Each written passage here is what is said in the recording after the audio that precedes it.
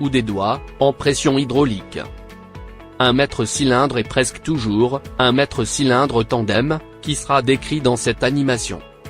Tout d'abord, nous allons expliquer un mètre-cylindre avec des trous de dilatation.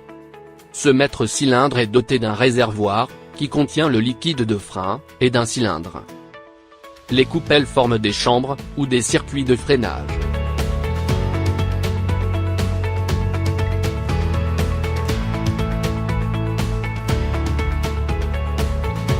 Puisqu'il y a deux chambres, un tel mètre-cylindre est appelé mètre-cylindre tandem. Les trous sont situés dans la partie supérieure, et les sorties vers les freins se trouvent sur le côté du cylindre.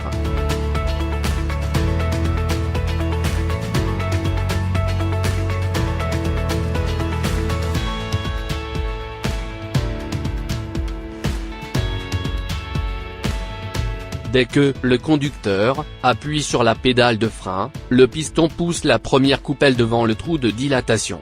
Par conséquent, la pression s'accumule dans la première chambre.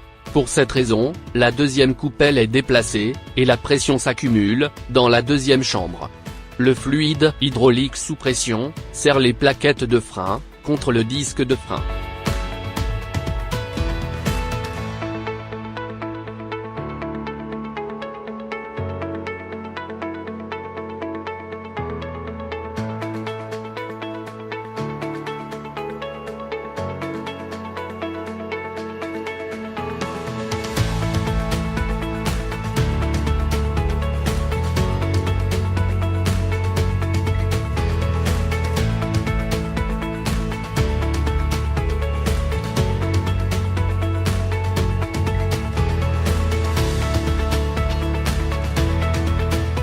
À l'occasion, les lignes de frein peuvent être pincées ou cassées.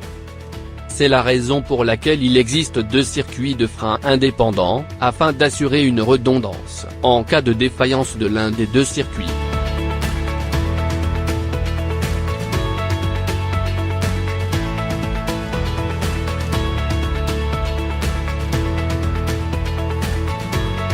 Les voitures de tourisme sont généralement équipées soit d'un circuit avant-arrière, soit d'un circuit en diagonale. Dans le circuit avant-arrière, le premier circuit fournit la pression au frein avant, et le deuxième circuit fournit la pression au frein arrière. Dans le circuit en diagonale, un frein de la roue arrière, et un frein de la roue avant, sont alimentés par l'un des deux circuits. Les mètres-cylindres sans les trous de dilatation sont utilisés en conjonction avec le système anti-blocage des roues.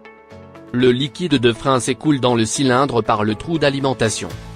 Le trou d'alimentation alimente la chambre en liquide de frein lorsque la soupape est ouverte. Dès que la soupape est fermée, la pression s'accumule dans la chambre et le véhicule est freiné.